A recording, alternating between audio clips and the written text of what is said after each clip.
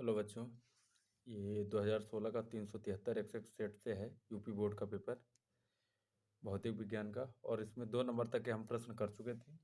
आइए चलते हैं क्वेश्चन नंबर 3 से देखते हैं क्या भी प्रश्नों के आंसर क्या क्या हो सकते हैं। तो बिना समय गंवाए पहुंचते हैं प्रश्न संख्या 3। और 3 में चूँकि जो दे रखा है कह रहा है कि किन्हीं 3 खंडों के उत्तर दीजिए, जिसमें से का नंबर है कि विद्युत क्षेत्र की तीव्रता की परिभाषा दीजिए।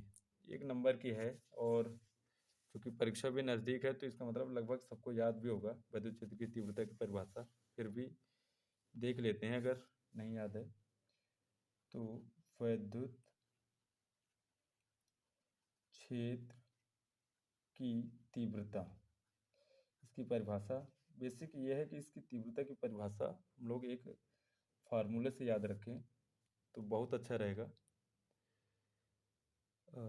फार्मूले से अगर देखा जाए तो चूंकि वेक्टर ई बराबर होता है vector F upon q naught, जहाँ क्यू नाट क्या होता है परीक्षण आवेश। तो क्यू नाट अगर परीक्षण आवेश है तो वहाँ से हम इसके डिफाइन बना सकते हैं। कैसे हम कह सकते हैं कि विद्युत क्षेत्र में रखे किसी परीक्षण आवेश पर विद्युत क्षेत्र में रखे किसी परीक्षण आवेश पर लगने वाला बल, विद्युत क्षेत्र में रखे किसी परीक्षण आवेश द्वारा लगने वाला बल तथा परीक्षण आवेश के अनुपात को विद्युत क्षेत्र की तीव्रता कहते हैं। इसी चीज़ को हम यहाँ लिख देते हैं कि विद्युत क्षेत्र में रखे किसी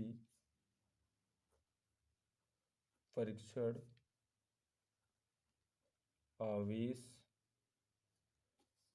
पर लगने वाला बल तथा परीक्षण आवेश के अनुपात को परीक्षण बल तथा परीक्षण आवेश के अनुपात को विद्युत क्षेत्र की तीव्रता कहते हैं। विद्युत क्षेत्र की तीव्रता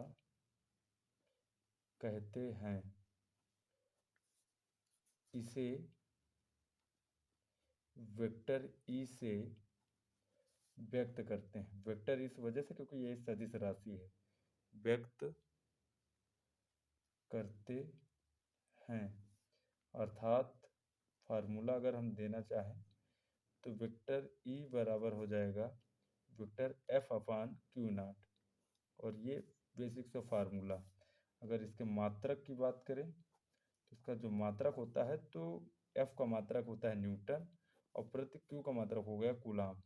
तो मात्रक हो जाएगा न्यूटन प्रति कूलाम। क्वेश्चन नंबर 2 में, और क्वेश्चन नंबर 3 का जो खा है वो कह रहा है मुक्त आकाश में 3.0 गुणे 10 की पावर 19 हर्ट्ज की आवृत्ति की विद्युत चुम्बकीय तरंग का तरंग दैर्ध्य ज्ञात कीजिए।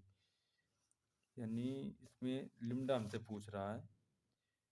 तो यहाँ से क्वेश्चन चालू करते हैं।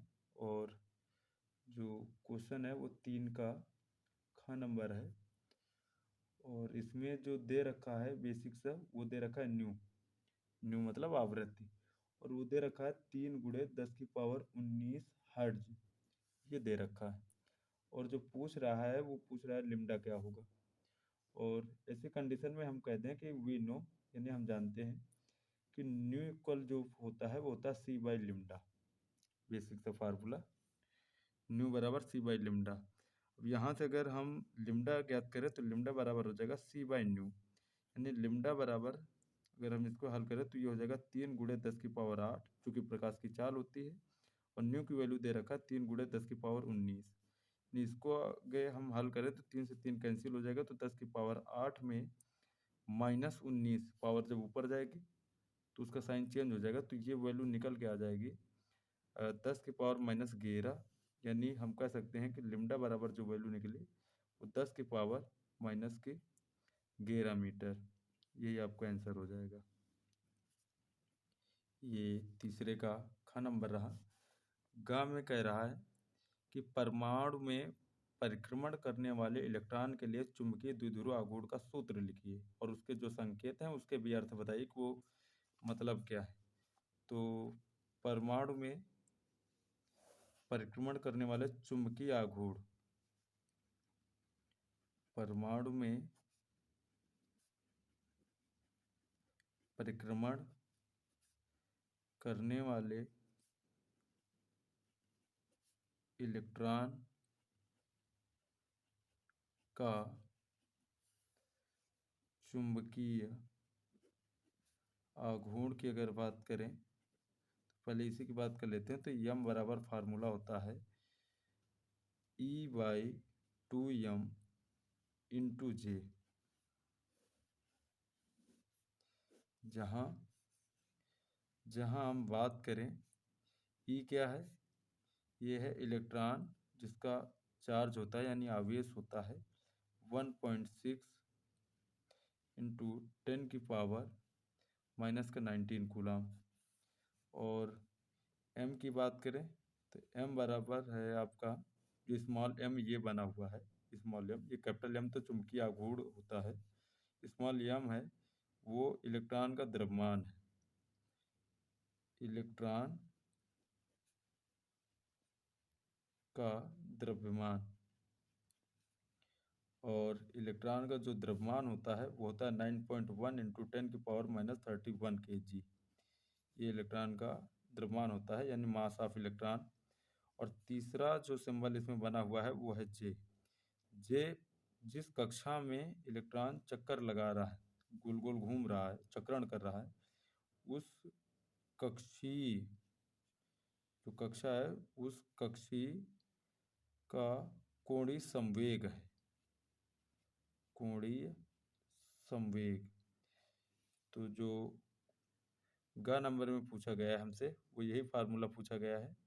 बाकी अगर अन्य दो की चर्चा कर लें यहीं पर, कुछ चुंबकीय आघूर्ण जरूरी नहीं कि पेपर में यही केवल पूछा जाए, और भी है।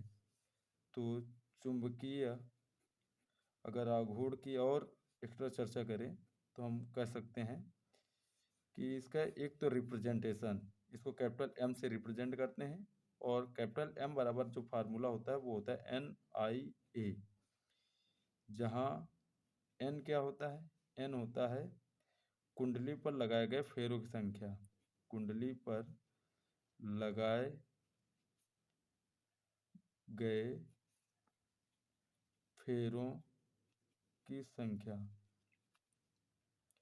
और I होती है उस कुंडली में प्रवाहित धारा तथा A होता है उसका क्षेत्रफल जिस कुंडली पर जा रहा है। अगर वृत्ताकार है, यदि वृत्ताकार है तो पाई आर स्क्वायर आ जाएगा, आयताकार है जैसे मोटर का आर्मेचर तो उसका एल गुणे बी आ जाएगा, लंबाई गुणे चौड़ाई एरिया, तो वो चेंज हो जाएगा। तो एक चुंबकीय आघूर्ण का ये फार्मूला होता है बेसिक जो सभी जगह लगता है। लेकिन अगर किसी परमाणु या एटम के अंदर कोई इलेक्ट्रॉन घूम रहा हो और उसका चुंबकीय आघूर्ण पूछा जाए तब हमारे पास m बराबर फार्मूला हो जाएगा E/2m इंटू जे। और सवाल में देखना वहाँ जे जरूर दिया जाएगा, कोणीय संवेग जरूर होगा।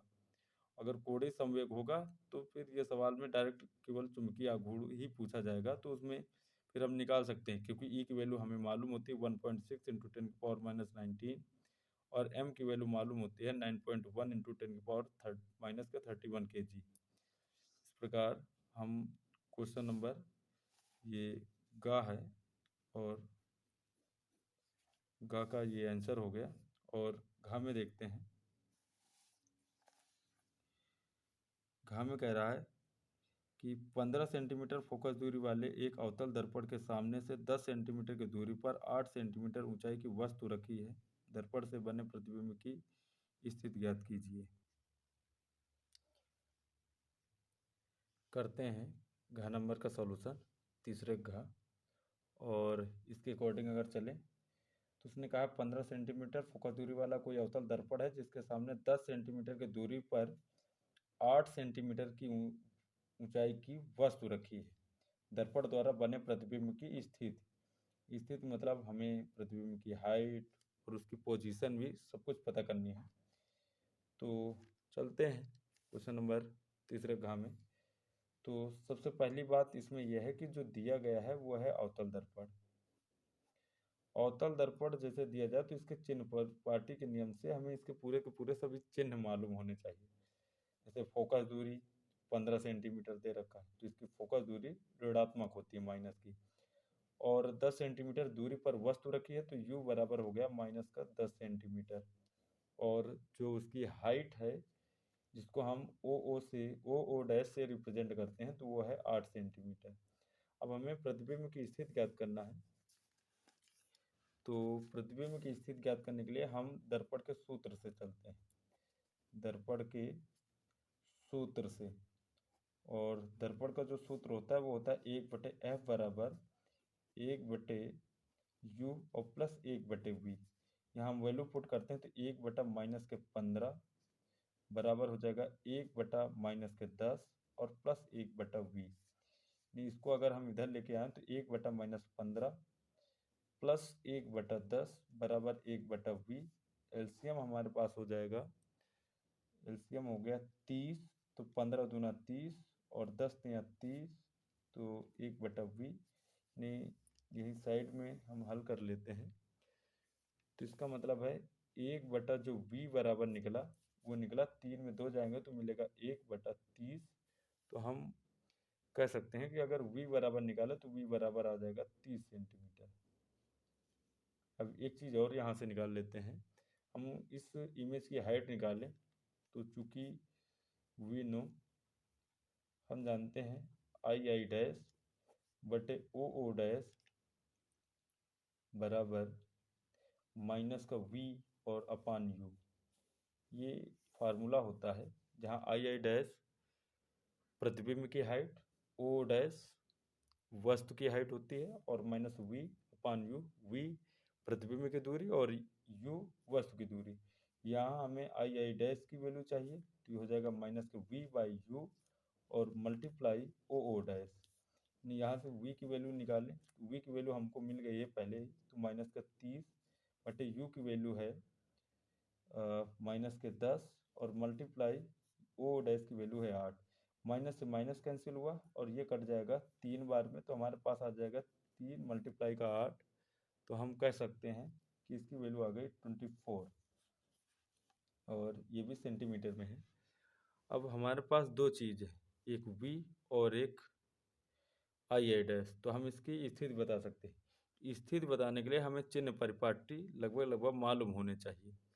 चिन्ह परिपाटी में अगर हम बात करें अवतल की तो ये याद रखना है कि इसमें f माइनस में होता है, v माइनस में होता है और u माइनस में होता है, और इसमें मेन भूमिका v की होती है। अगर v माइनस में आया है तो जो इसकी स्थिति बनेगी वो बनेगी वास्तविक एवं उल्टा। लेकिन यदि आपका v प्लस में आ गया है तो ये चीज़ चेंज हो जाएगा और यही स्थिति हो जाएगी चेंज होकर के आभासी एवं सीधा, ये हो सकता है आभासी एवं सीधा, ये बन सकता है। अब यहाँ v की वैल्यू देखा जाए तो प्लस में ही है और प्लस में है, और आई डैश की वैल्यू देखें तो वो भी प्लस में, तो हम इसकी स्थिति कह सकते हैं कि अतः लिखना चाहें प्रतिबिंब आभासी एवं सीधा व 24 सेंटीमीटर ऊंचाई का बनेगा।